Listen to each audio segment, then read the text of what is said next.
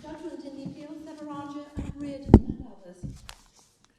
In March 2013, Mr. Thevarajah, the claimant, issued proceedings seeking specific performance of an agreement under which Messrs. Riordan and Burke, the defendants, had agreed to sell him the shares in a company.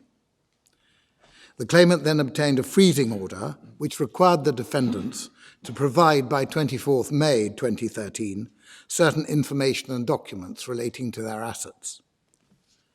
The defendants did not provide disclosure in accordance with that requirement, and the claimant then applied for and obtained an unless order from Mr. Justice Henderson, which provided that first, the defendants were required to disclose by 1st July the information and assets that they had failed to disclose, and secondly, that in default of compliance, the defendants would be subject to the sanction of being debarred from defending the claimant's claim.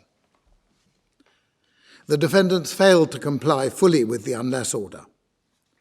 The claimant then applied for an order debarring the defendants from defending the claim, and the defendants applied for a determination that they had complied with the unless order, or if they had not, for relief from the sanction of being debarred under CPR 3.9. On 9th August, Mr. Justice Hildyard accepted that the defendants had failed to comply with the unless order. Accordingly, he made the debarring order sought by the claimant and dismissed the defendant's application for relief from that sanction. The trial of the action was due to start on 3rd October, but after instructing fresh solicitors, the defendants issued a second application for relief from the sanction, the day before, on the 2nd October. It was accompanied by a lengthy affidavit which provided more disclosure. Mr. Andrew Sutcliffe, Queen's Counsel, sitting as a Deputy High Court judge, heard the second relief application, and having found that the defendants had substantially complied with the unless order, he granted them relief against the sanction of the debarring order and fixed a fresh date for the trial. The claimant appealed to the Court of Appeal, who allowed the appeal and restored the debarring order. The defendants now appeal to the Supreme Court, essentially on two grounds. First, the defendants contend that the Court of Appeal erred in holding that they needed to establish a material change of circumstances since the hearing of the first unsuccessful relief application to justify making the second relief application. The Supreme Court unanimously rejects that contention.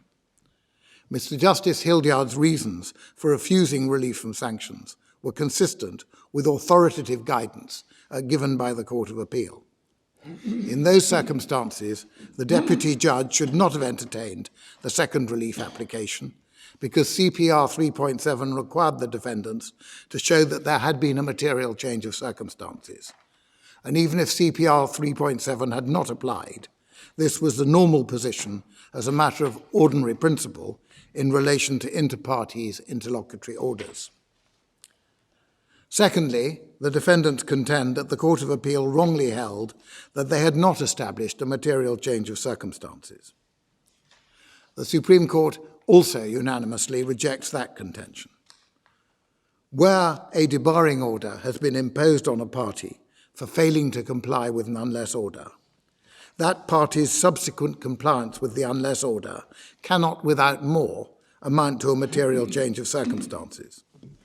That does not mean that late compliance cannot justify a successful second application for relief from sanctions where it occurs in the context of some other relevant change in circumstances. Further, as the Court of Appeal said, the Deputy Judge was not entitled to come to a different conclusion on what essentially were the same facts as were before Mr. Justice Hildyard. There is also considerable force in the Court of Appeal's view that the defendants should have been in difficulties on the second relief application because of their unexplained delay in bringing it before the court. In those circumstances, the Court of Appeal the Supreme Court unanimously dismisses this appeal. The court is now adjourned.